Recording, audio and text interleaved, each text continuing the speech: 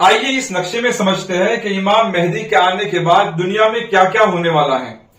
تو سب سے پہلے یہ جان لیں کہ امام مہدی کا نام محمد ابن عبداللہ ہوگا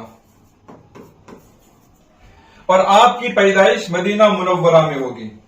یہ جزیرۃ العرب ہے، یہ مدینہ منورہ ہے اور یہ مکہ ہے، تو آپ کی پیدائش مدینہ منورہ میں ہوگی اور 40 سال ایک عام انسان کی طرح آپ کی زندگی گزرے گی، یعنی خود آپ کو بھی یہ معلوم نہیں ہوگا کہ وہ امام مہدی بننے والے ہیں۔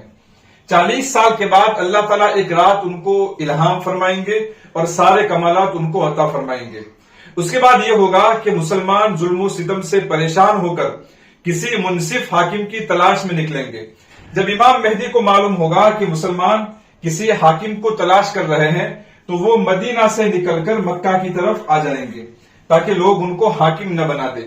جب آپ بیت اللہ کا طواف کر رہے ہوں گے تو مسلمان آپ کو دیکھ لیں گے اور پہچان لیں گے اور آپ کے ہاتھ پر بیعت کرنا شروع کریں گے، مطلب آپ کو خلیفہ بنائیں گے۔ جب آپ خلیفہ بنیں گے تو اس کے بعد 2 طرح کے واقعات پیش آئیں گے۔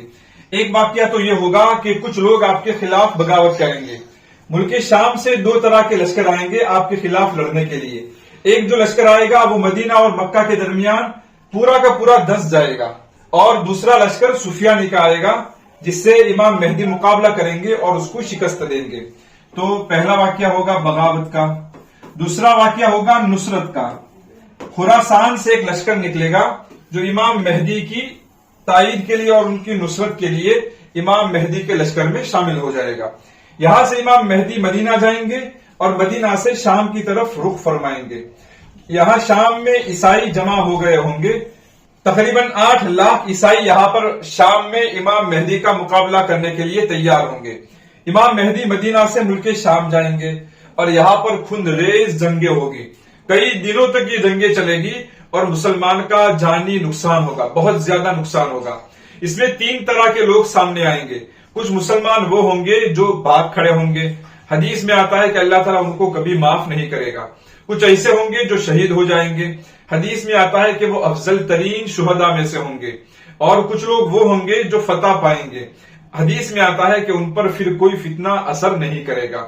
شام کو فتح کرنے کے بعد امام مہدی قسطنطنیہ کی طرف بڑھیں گے اور اس کو بہت ہی آسانی سے فتح کر لیں گے۔ حدیث میں آتا ہے کہ قسطنطنیہ ناروں سے فتح ہو جائے گا۔ اس کے بعد دجال کے نکلنے کی خبریں عام ہوگی، تحقیق سے پتا چلے گا کہ یہ خبریں جھوٹی تھی، لیکن اس کے بعد فوراً ہی دجال نکل آئے گا۔ اس کے بعد کیا ہوگا، اگر آپ جاننا چاہتے ہیں تو کمنٹ میں ضرور لکھیں۔